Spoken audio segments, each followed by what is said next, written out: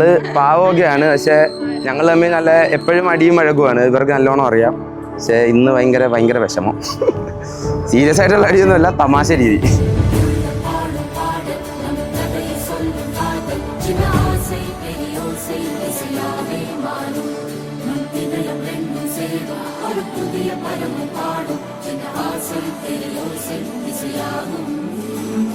திருமண கொண்டாட்டம் நம் குடும்ப ஆர்ப்பாட்டம் உலகத்தையும்